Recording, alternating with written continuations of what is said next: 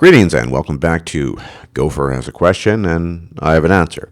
So in a recent video that Gopher made, a Fallout New Vegas playthrough, he posed the question just before he was about to plunge into a pit of dark sewage-like water if the water was swimmable. Yes. He asked the question, is the word swimmable, is that even a word? I'm happy to say swimmable is in fact a word. It's a very respectable word. It's a perfectly respectable word. But if I were to just leave the video at that, you'd probably come away from it having learned nothing, and it would be a bit pointless, I think. So I'm going to delve into it a little bit more than just saying swimmable is a word.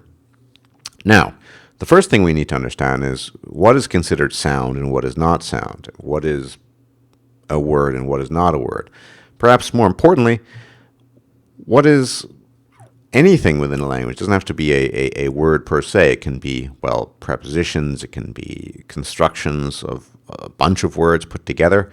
You know, what makes that sound and what makes it not sound?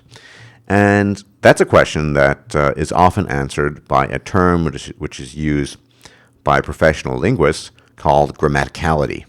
Grammaticality. That is asking the question whether or not a word is grammatical or not. And the term grammaticality sounds a bit fancy, but it's not. It really is the reliance on native speaker instinct in the respective language of which the speaker is a native speaker as to whether something is sound or not. So, for example, most native speakers of English would judge a form such as dude as opposed to did, I do, I dude, as opposed to did, to be grammatically incorrect, false. So we would place a grammatical judgment on that and say that's not a word because it's judged by the grammatical intuitions of a native speaker to be false. Now, of course, there is variation. There are different varieties of English. And for example, just as a random example, in American English, in colloquial, non-formal American English, I would never write this, but I would certainly say it quite often. The past participle and the past form of sneak is often snuck. Sneak, snuck, snuck. I would never write that, but I probably would say that in casual conversation, whereas most British speakers probably would not use that. So snuck is grammatical for me, but it's probably not grammatical for a native speaker of British English. And the same could be true for dove as opposed to dived. Most Americans would probably tend to say dove. It's a bit more archaic. And most British speakers would tend to say dived. Dove off a cliff, dived. These are just examples. So there is variation. But of course, generally speaking, there are certain trends. And what's deemed to be grammatical is simply the judgment of native speakers. Now, I've mentioned this in previous videos before. This is not the same thing as what we call prescriptive grammar, someone prescribing to you what is right or wrong. This is based on essentially the gut feeling of native speakers without necessarily their ability to explain it. That's something separate from the issue at hand.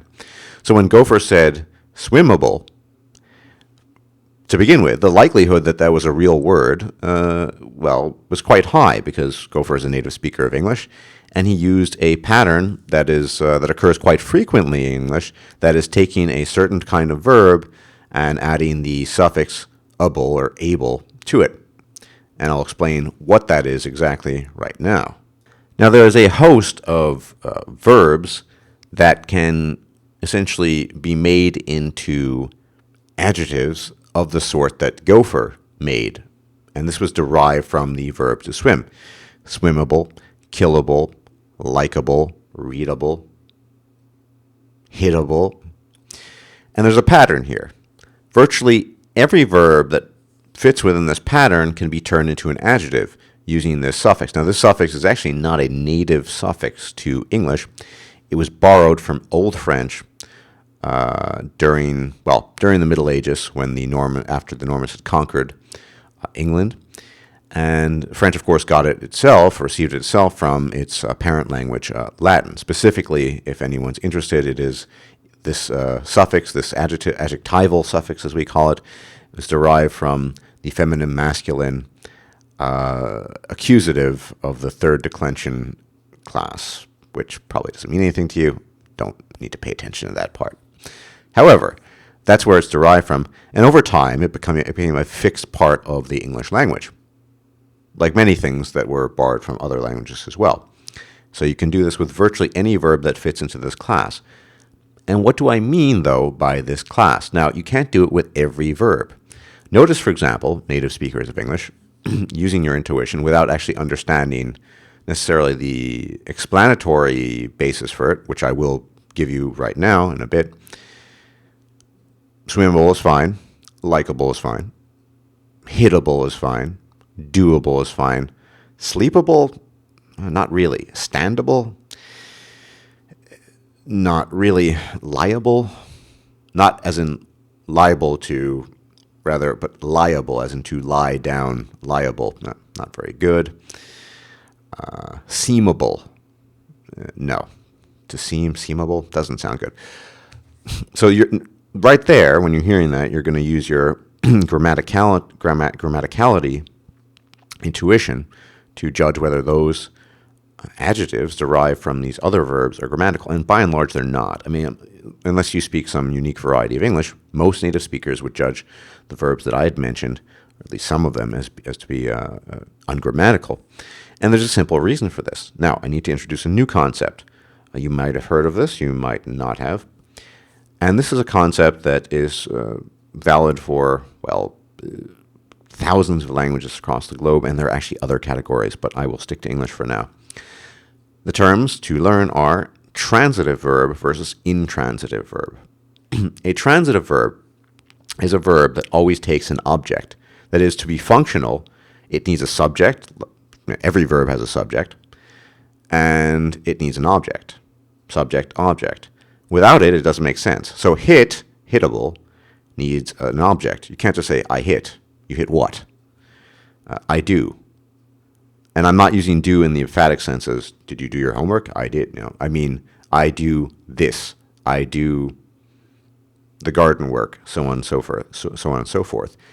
It needs an object. Without it, it doesn't really make sense. That's what we call a transitive verb. Transitive verb. Alternatively, you have something called intransitive verbs. Intransitive verbs are verbs that do not require an object. In fact, they don't have an object. They only have a subject. It seems. He seems. He sleeps. She stands.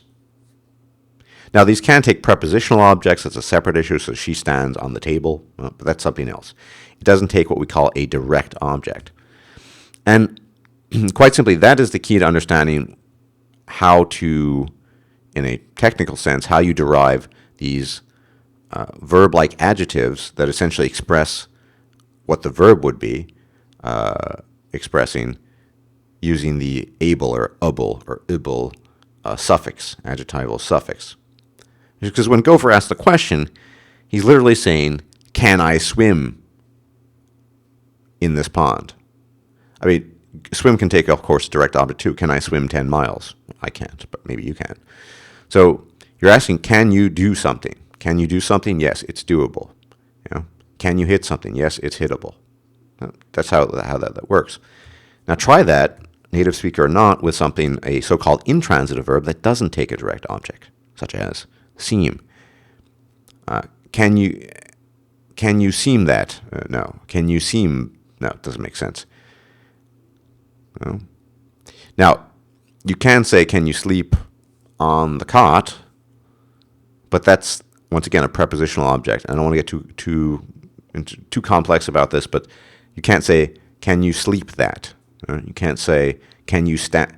Well, you can say, can you stand that? But that's an idiomatic expression, right? That's something a bit different from, can you stand on it, right?